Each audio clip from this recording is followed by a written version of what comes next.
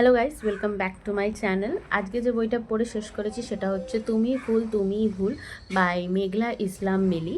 তোমরা যারা কাঠগোলাপ উপন্যাসটা পড়েছো বা আমার ভিডিওতে যে নীলফানুষ নামক বইটি দেখেছো কবিতার সংকলন, সেই রকমই এই বইটাও হচ্ছে কবিতার সংকলন। আর সত্যি কথা বলতে আমি কাঠগোলাপ আর নীলফানুষের থেকেও বেশি এই বইটাকে এনজয় করেছি। এটা আন্ডাররেটেড আনপপুলার ওপিনিয়ন, বাট আমার মনে হচ্ছে ওই দুটো বইয়ের থেকেও এই বইটা বেশি সুন্দর।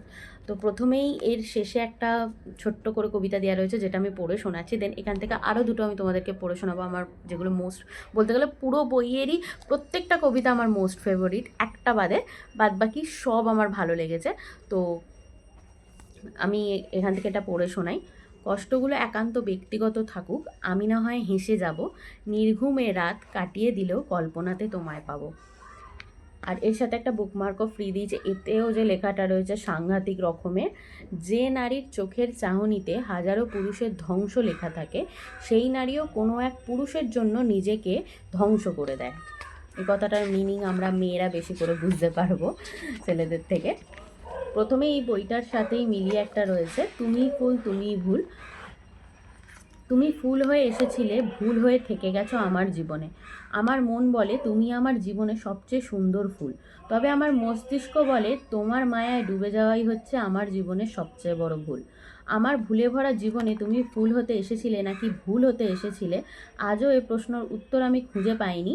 এই জীবনে সব প্রশ্নের উত্তর সবার জানা থাকে না, তেমনি তুমি ফুল নাকি ভুল এইটাও আমার অজানা। ফুলকে যেমন যত্ন করে রেখে দিলে শুকিয়ে যায় তবু থেকে যায়, তুমি না হয় সেই শুকিয়ে যাওয়া ফুল হয়ে থেকে যেও। আমি শুকিয়ে যাওয়া ফুলকেও যত্ন করে রেখে দিতে জানি। তুমি ভুল হয়েও তবু আমার জীবন থেকে যেও না। আমি না হয় তোমার সব ভুল শুধরে নেব, না হয় ক্ষমা করে তোমাকে নিয়ে বাঁচবো। তুমি তো আমার স্মৃতিতে, মায়াতে, অস্তিত্বে, হৃদয় আর মস্তিষ্কে আমার সবটুকু ভালোবাসা হয়ে রয়ে গেছো। তাই তো তুমি আমার ফুল, তুমিই আমার ভুল। আর একটা খুব ছোট্ট আমি তোমাদেরকে পড়ে শোনাচ্ছি, বাট ছোট হলে কী হবে, লেখার কথাগুলোর অন্যরকম একটা মানে। জীবনটা এক উড়ন্ত ঘুড়ি, জীবনটা এক উড়ন্ত ঘুড়ি, অন্যের হাতে নাটাই দিয়ে নিজের মতো উড়ি।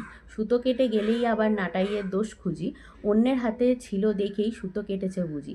নিজের মতো করে আমরা নাটাই ছাড়াই উড়ি, উড়তে উড়তে হঠাৎ কোনো গাছে আটকে পড়ি।